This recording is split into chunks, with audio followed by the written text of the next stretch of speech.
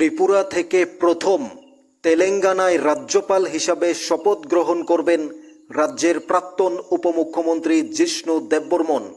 রাজপরিবারের সুযোগ্য সন্তান মহারাজ প্রদ্যুৎ কিশোর দেববর্মনের কাকা রাজ্যের প্রাক্তন উপমুখ্যমন্ত্রী মাননীয় জিষ্ণু দেববর্মন মহোদয়, তিনি রাজ্যপাল হিসাবে তেলেঙ্গানায় কাজ শুরু করবেন। তার প্রথম রাজ্যপাল হিসাবে শপথ গ্রহণ করবেন তেলেঙ্গানা রাজ্যে। অর্থাৎ আমরা অত্যন্ত খুশি রাজ্যবাসী হিসাবে। মাননীয় জিষ্ণু দেববর্মন রাজ্যপাল হিসাবে নিযুক্তি পাওয়ার পর তার বক্তব্য আমরা আপনাদের শোনাবো। শুনুন তিনি কি বলছেন রাজ্যবাসীর উদ্দেশ্যে তার এই রাজ্যপাল হিসাবে মনোনীত হওয়ার পর। শুনুন তিনি কি বলছেন। ঠাকুর নিউজ ত্রিপুরা ওয়ান চ্যানেলের সাথে।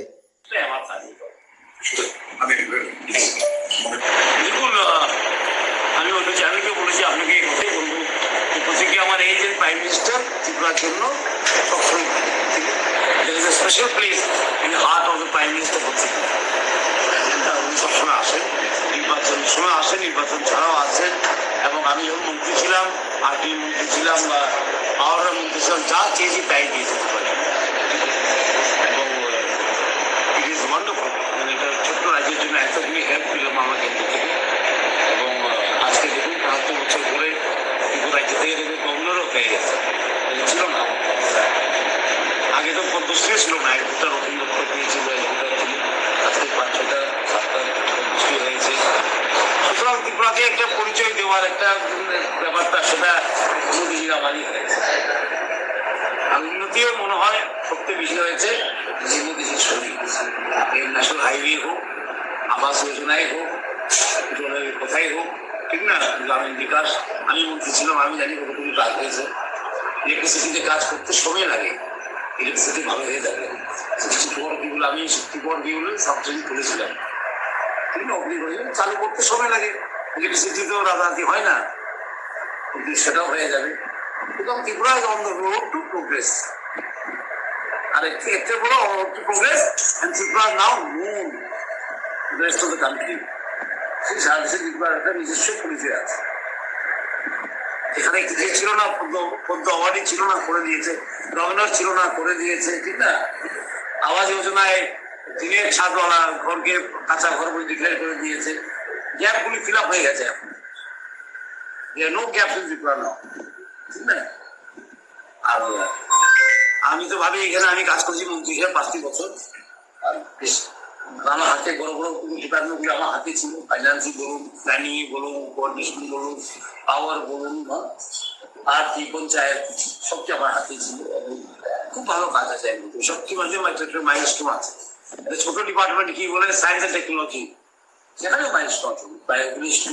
সেটাকে নীতি আয়োগ কি বলেছে আজকে, বেস্ট প্র্যাকটিস, আমাদের বেস্ট প্র্যাকটিস ইন ইন্ডিয়া।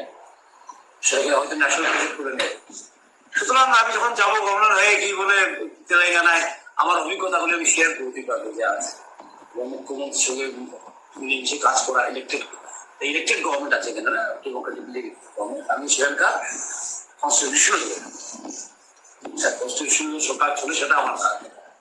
মুখ্যমন্ত্রীর সঙ্গে মিশে কাজ করে তেলেঙ্গানায় কিভাবে আরো সুন্দর করা যায়, আরো সমৃদ্ধ করা যায়, সেটা দেখার আমার কাজ। একটু অন্যরকম কাজ এখানে। আমি নিজে থাকার সব একটু অন্যরকম কাজ, তো কাজই এই কাজটা করবো গিয়ে শপথ গ্রহণ করবো। 31 তারিখে আমি যাবো, সেদিন শপথ গ্রহণ করবো। কারণ 1 তারিখ আমার দিল্লি যেতে হবে, গভর্নর মিটিং আছে আসতে হবে, সেখানে অ্যাটেন্ড করতে হবে। ত্রিপুরা রাজ্য এবং তেলেঙ্গানা রাজ্যের উদ্দেশ্যে কি বার্তা থাকবে? তেলেঙ্গানা এবং ত্রিপুরা রাজ্যের উদ্দেশ্যে কি বার্তা থাকবে? দেখুন, তেলেঙ্গানায় যে এক্সপিরিয়েন্স হবে আমার, আমি নিশ্চয়ই শেয়ার করবো এখানে। আমি আগেও বলেছি, এক্সপিরিয়েন্স সবচেয়ে বড় জিনিস। এক্সপিরিয়েন্স, আইডিয়াস, ভিউজ সবচেয়ে বড় জিনিস, ঠিক না। একটা স্টেট থেকে নিয়ে আসা, আরেকটা স্টেটে নিয়ে আসা খুব বড় জিনিস। থেকে অ্যাডাপ্ট করতে হয়, কিছু ফাইন টিউনিং করতে হয়। আর ত্রিপুরা থেকে যে অভিজ্ঞতা নিয়ে যাবো, সেটা তেলেঙ্গানায় শেয়ার করবো, ঠিক না। আর ত্রিপুরাকে আমার ধরো যদি আপনার একটা সাংবাদিক আমাকে প্রশ্ন করেছিল, ত্রিপুরাকে আমি ত্যাগ করেছিলাম, আমি ত্যাগ করার প্রশ্নই উঠে না, ঠিক না। সেখানে আমার এখানে আমি আমার জন্ম হয়েছে, এখানে আমি পলিটিক্স করেছি, এখানে আমি সব করেছি, পার্টি করেছি, সব এখানেই করেছি। ত্যাগ করার প্রশ্ন উঠে না।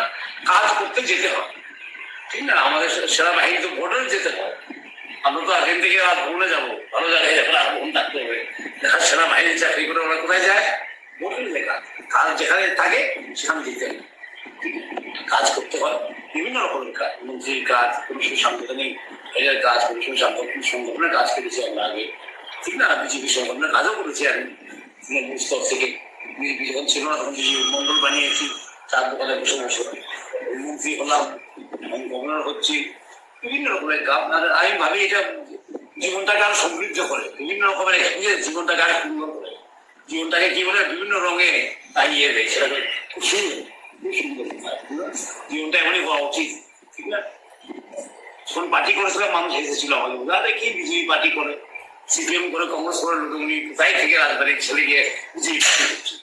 কিন্তু আজকে দেখুন অভিজ্ঞতা যারা তৃণমূল স্তর থেকে কাজ করতে পেরেছে, হয়তো যদি কংগ্রেস করতাম আগে থেকে মন্ত্রী হয়ে যেতাম, তৃণমূল স্তর থেকে আমার কি সম্বন্ধ থাকতো না।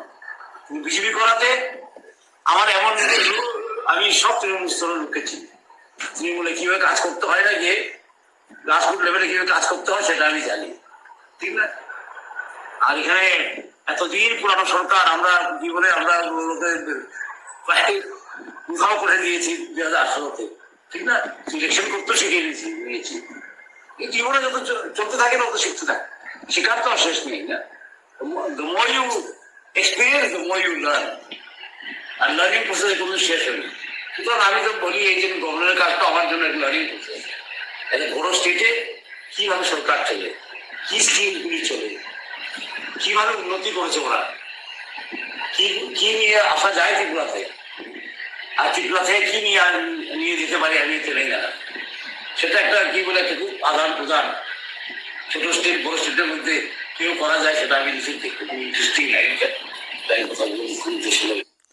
শুনলেন রাজ্যের প্রাক্তন উপমুখ্যমন্ত্রী, আমাদের রাজ্যের বিদ্যুৎ অর্থ দপ্তর তারই হাতে ছিলেন, রাজবাড়ির ছেলে, রাজপরিবারের সুযোগ্য সন্তান, রাজ্যের প্রাক্তন উপমুখ্যমন্ত্রী মাননীয় জিষ্ণু দেববর্মন মহোদয়। তিনি সরাসরি রাষ্ট্রপতি স্বাক্ষর করেছেন, তিনি রাজ্যপাল হিসাবে শপথ গ্রহণ করবেন তেলেঙ্গানায়, অর্থাৎ আগামী 31শে জুলাই তিনি শপথ গ্রহণ করবেন। অর্থাৎ তার কথাগুলো আপনারা শুনলেন। আমাদের জন্য অত্যন্ত গর্বের এবং আনন্দের। আমাদের 1947 সালে ভারত স্বাধীন হওয়ার পর ত্রিপুরায় এই প্রথম ত্রিপুরার নাগরিক, ত্রিপুরার বাসিন্দার আরও এমন একটি পরিবার থেকে তিনি এসেছেন, রাজ পরিবারের সুযোগ্য সন্তান মহারাজ প্রদ্যুৎ কিশোর, মাননীয় মহারাজ প্রদ্যুৎ কিশোরের কাকা জিষ্ণু দেববর্মন, তিনি রাজ্যপাল হিসাবে নিযুক্তি পেয়েছেন। রাষ্ট্রপতি মাননীয়া দ্রৌপদী মুর্মু তিনি স্বাক্ষর করেছেন। মাননীয় রাজ্যপাল হিসাবে তেলেঙ্গানায় নিযুক্তি পেয়েছেন আমাদের রাজ্যেরই সুযোগ্য সন্তান, আমাদের রাজ্যের এক সময়ের প্রাক্তন উপমুখ্যমন্ত্রী। তার 5 বছরের শাসনকাল ত্রিপুরায় ছিল, আমরা দেখেছি। তিনি উপমুখ্যমন্ত্রী ছিলেন, অর্থাৎ বিজেপি সরকারের। তিনি আজ রাজ্যপাল হিসাবে নিযুক্তি পেলেন তেলেঙ্গানা রাজ্যে। অর্থাৎ আমরা রাজ্যবাসী হিসাবে যেমন খুশি, তেমনই রাজ্যের পাহাড়ি বাঙালি তিপ্রাসা এবং রাজপরিবারেও খুশির হাওয়া বইছে, আমরা দেখছি সব জায়গায়। মহারাজ প্রদ্যুৎ কিশোরের কাকা, তিনি আমাদের রাজ্যের অত্যন্ত গর্বের এবং আনন্দের, আমাদের রাজ্যবাসীর জন্য। আমরা এই প্রথমবার একজন রাজ্যপাল হিসেবে রাজ্য থেকে নিযুক্তি আমরা পেয়েছি। ত্রিপুরা রাজ্য থেকে যিনি নির্বাচিত হয়েছেন, এই প্রথম কোনো একটা রাজ্যের, অর্থাৎ তেলেঙ্গানা রাজ্যের তিনি প্রতিনিধিত্ব বা তিনি রাজ্যপাল হিসাবে, গভর্নর হিসাবে তিনি নিযুক্তি পেয়েছেন। অর্থাৎ এর থেকে আনন্দের আর কি হতে পারে। অত্যন্ত আনন্দের আমাদের রাজ্যবাসীর জন্য, যা মাননীয় জিষ্ণু দেববর্মন তার হাত ধরে, মহারাজ জিষ্ণু দেববর্মন তার হাত ধরে আমরা নতুন যুগের সূচনা পেয়েছি, আমাদের রাজ্যের রাজ্যপাল হিসেবে আমরা পেয়েছি। আপনাদের কি মনে হয় আমাদের রাজ্যের তিপ্রাসা বাঙালি 40 লক্ষ ত্রিপুরাবাসীর গর্বের দিন এবং আমাদের রাজ্যের প্রাক্তন উপমুখ্যমন্ত্রী জিষ্ণু দেববর্মনকে রাজ্যপাল হিসেবে নিযুক্তি দেওয়ায় আপনার কি মনে হয় জানাতে পারেন নিউজ ত্রিপুরা 1 চ্যানেলের কমেন্টস বক্সে। থাকুন আমাদের সাথে, আমাদের চ্যানেলটি অবশ্যই সাবস্ক্রাইব করুন।